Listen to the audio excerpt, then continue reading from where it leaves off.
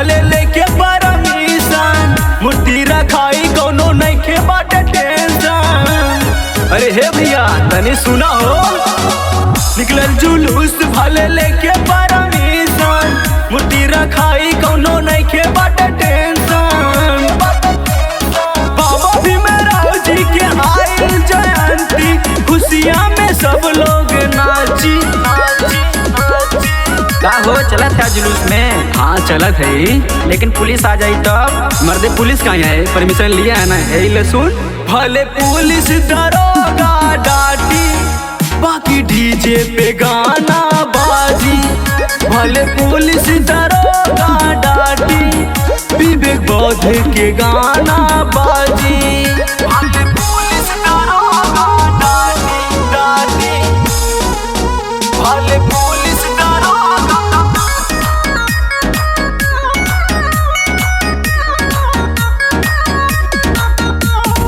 Music by Om Studio.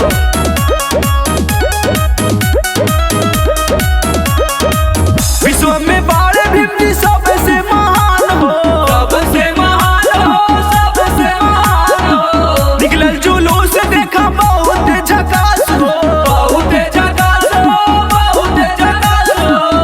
विश्व में बाड़े भीम जी सबसे महान हो, निकलल जुलूस देखा सबसे झकास हो। बुद्ध भगवान और भीम जी के फोटो बहुत सुंदर लागी। अच्छा चल हम थाना भी देख ले, पुलिस चौकी भी देख ले, लेकिन पुलिस आ जाई तब? भले पुलिस दरोगा डाटी, बाकी डीजे पे गाना बाजी। भले पुलिस दरोगा डाटी, विवेक बौद्ध के गाना बाजी। भले पुलिस दरोगा डाटी, भले पुलिस दरोगा।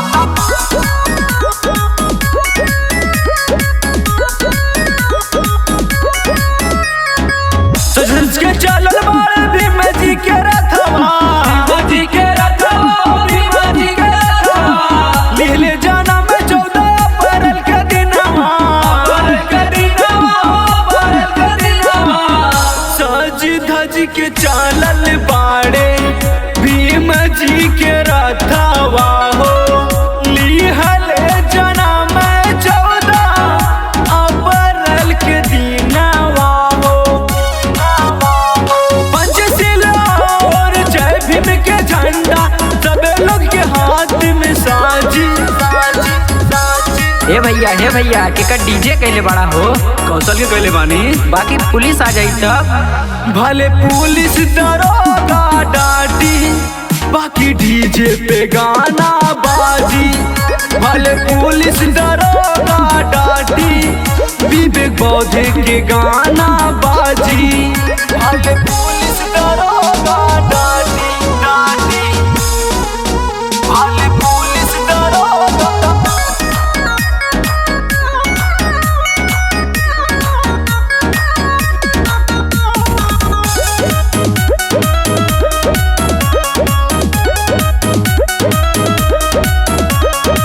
सब लोग मिल के लगावल जाई नारा, लगावल जाई नारा, लगावल जाई नारा।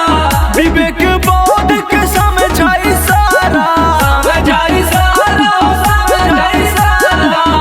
सब लोग मिल के लगावल जाई नारा हो, विवेक बौद्ध के समझाई सारा हो।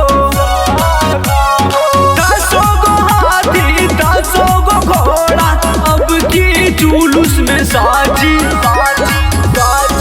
चल चल अब की जुलूस में खूब डांस करल जाई। चल ठीक है, मजा आ जाए। भले पुलिस दरोगा डाटी, बाकी डीजे पे गाना बाजी। भले पुलिस दरोगा डाटी, विवेक बौद्ध के गाना